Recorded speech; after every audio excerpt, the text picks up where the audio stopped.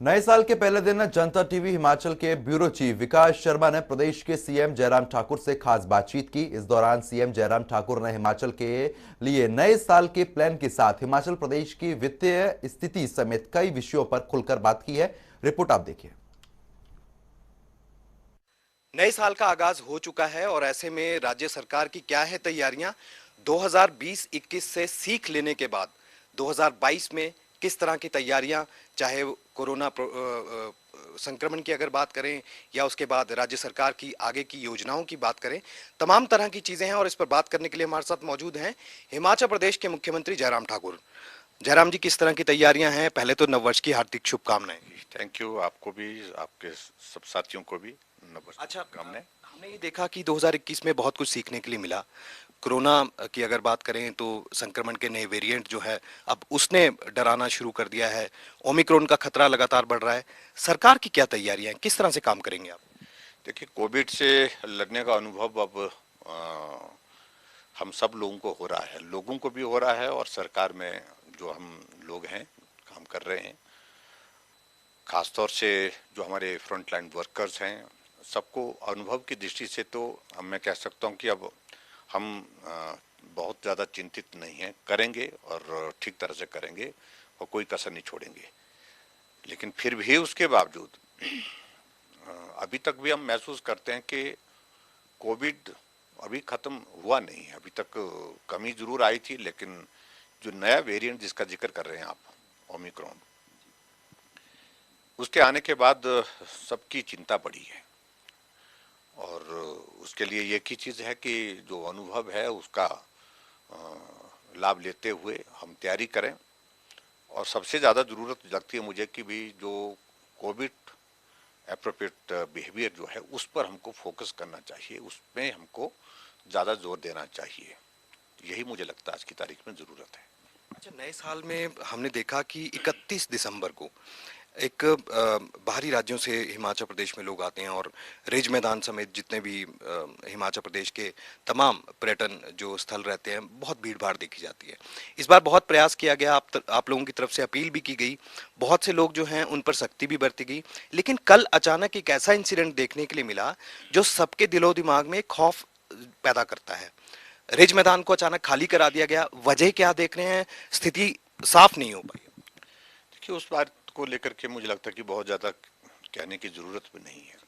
कुछ इंटेलिजेंस का इनपुट था उसमें, जिसके कारण हमको देर रात शाम को जो है वो एक निर्णय करना पड़ा और पर्टिकुलरली वो किसी पॉइंट को लेकर के विशेष इंडिकेट किया था और वो इनपुट जो मिला था वो बहुत रिलायबल रिसोर्सेज, जो हमारे सोर्स जो है हमारे इसमें जो एजेंसीज हैं उनके माध्यम से मिला था। रात को हमने मीटिंग की और हमने कहा कि उचित नहीं होगा करना इस तरह से कि हम जल्दबाजी में करें, आराम से प्यार से किया। और मुझे लगा कि ऐसी सिचुएशन में नए साल तो हम मनाते ही हैं, लोगों को थोड़ी सी निराशा जरूर हुई होगी, लेकिन लोगों के जीवन से महत्वपूर्ण हमारे लिए और कुछ नहीं है। ऐसे में वो निर्णय करना बहुत आवश्यक था। हमने एक ही बात की, जहां आप ठहरे हुए हैं, जहां आप रुके हुए हैं, वहां आप जाइए, आप नए साल का सेलिब्रेशन करिए, आनंद के साथ करिए। लेकिन जहां रिज के मैदान की बात थोड़ी सी आई तो वहां कठिनाई आई थी थोड़ी सी। अच्छा, इसके अलावा अगर हम बात करें, अब क्योंकि सब चीज़ें दुरुस्त हैं, आज भी हम देख रहे थे क्राउड तो है लेकिन भीड़ को थोड़ा हटाया जा रहा है वहाँ से। जी जी। लेकिन इसके साथ साथ अगर हम नए साल की बात करें तो सरकार की क्या ऐसी योजनाएं हैं, आपकी ऐसी क्या योजनाएं, क्योंकि आप एक चुनावी वर्ष में आप प्रवेश कर चुके हैं। आपके कार्यकाल का ये आखिरी वर्ष जो है वो इस कार्यकाल का 5 साल का ये आखिरी वर्ष माना जा रहा है। क्या तैयारी है, किस तरह से जनता को रिझाएंगे?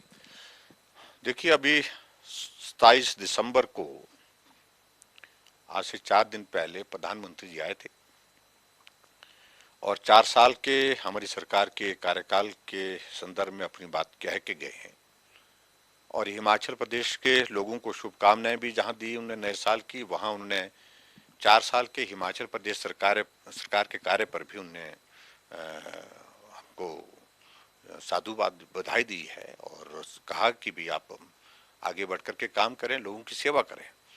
हमारे सामने लक्ष्य यही है कि हम बेहतर करें, ज़्यादा काम करें और जब तक हमको चुनाव आचार संहिता का वो दौर शुरू होगा, उस जब तक काम करने की इजाजत होगी, तो हम पूरा एक एक दिन समर्पित होकर के प्रदेश की जनता की सेवा करने की कोशिश करेंगे। और नए साल के के साथ मैं इस तरह जरूर महसूस करता हूं कि जब हम चुनावी वर्ष में प्रवेश कर चुके हैं, तो चुनाव की दृष्टि से तैयारी भी होगी।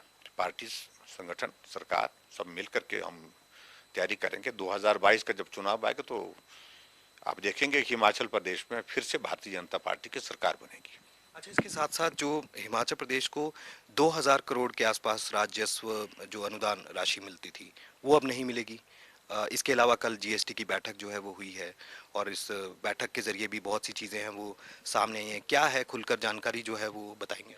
देखिए, उसमें मैं मानता हूं कि संकट है, क्योंकि कोविड के कारण पूरी देश दुनिया की आर्थिकी प्रभावित हुई है, इकोनॉमी बहुत प्रभावित हुई है।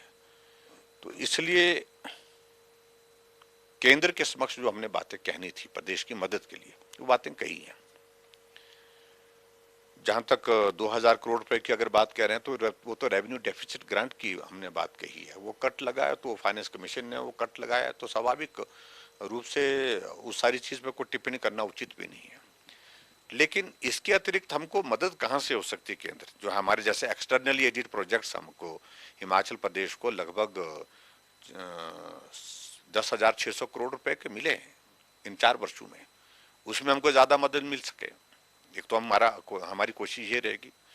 उसके अतिरिक्त हमने 2-4 चीजों को लेकर के और बात की, जैसे हमने कहा कि एयरपोर्ट हम बनाना चाहते हैं, उसके लिए जो मदद करने की जरूरत है वो मदद हमको हो तो अच्छा लगेगा, अच्छा होगा हमारे लिए, हिमाचल के लिए। इसके अतिरिक्त हमने जो इंटरेस्ट फ्री लोन की अगर बात की है, पिछले साल 400 करोड़ रुपए मिला था, अब की बार हमने आग्रह किया कि इसको बढ़ाया जाए, 600 करोड़ तक से ऊपर इसको किया जाए, तो वो भी एक आग्रह अपने समक्ष किया है। और इसी तरह से हमने जो प्रधानमंत्री ग्राम सड़क योजना के लिए हमने कहा कि जो मेंटेनेंस का जो 5 साल तक रहता है, लेकिन उसके बाद मेंटेनेंस स्टेट को शिफ्ट होती है सारी, तो वो भी एक बहुत बड़ा अमाउंट होगा जो अगर मेंटेनेंस के लिए हमको मिले।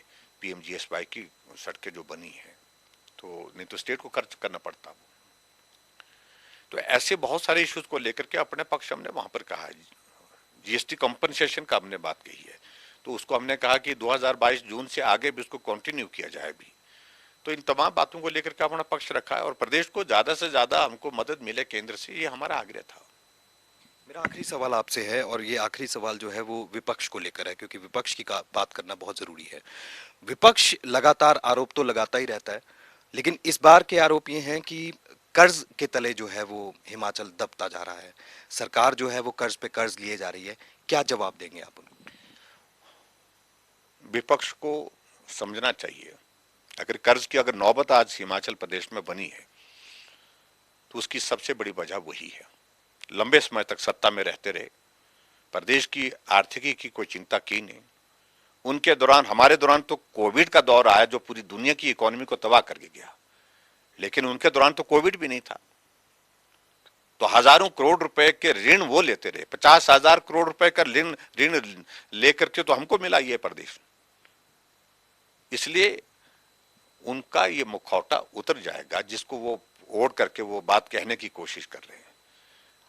आज ऐसे हालात पैदा कर दिए हैं उनने, कांग्रेस पार्टी ने, चाहे वो देश की बात है चाहे वो प्रदेश की बात है। मैं देश के बारे में ज्यादा नहीं कहना चाह रहा हूं, लेकिन प्रदेश के बारे में बात कहूंगा कि जो भी परिस्थिति आज बनी है लोन लेने की व्यवस्था, सरकार कोई भी बने, कोई भी सरकार बने, आने वाले समय में स्थितियां बहुत विकट होगी, क्योंकि उनने आर्थिक रूप से इस प्रदेश को खोखला कर दिया।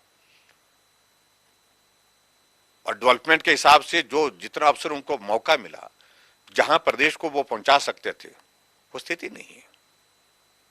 आज भी मूलभूत चीजों के लिए हिमाचल प्रदेश के बहुत बड़े हिस्से जो है वो तरस रहे हैं।